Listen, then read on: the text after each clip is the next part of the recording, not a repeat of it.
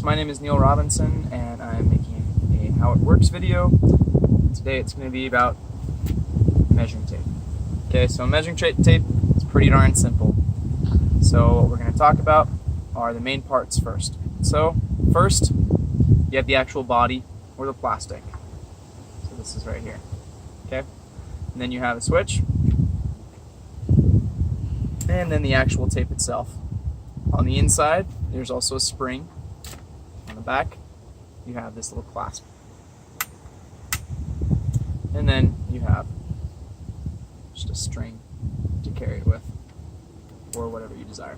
So, how it works is, like I said, you have a spring on the inside. That spring is just a really, really long piece of metal. It's about this thin, and it's wound up really tightly. Okay, and because it's been wound so tightly, as you unravel it, it wants to return to its original position of being wound tightly. So as I pull on this, I am unraveling that spring on the inside, right? This one doesn't work very well, it's pretty old. So just think of that spring being coiled up like this. As I pull on that, it's basically unraveling it just like that. And it wants to return to its curled position like this. So I pull, that spring comes unraveled. Now as soon as I let go, that spring is tightening itself up and pulling it back in. Now if I were to actually use this, I wouldn't want to just pull it out and then all of a sudden it go back in, because that is worthless, because we want to be able to pull it out and measure something. So what you have is this switch.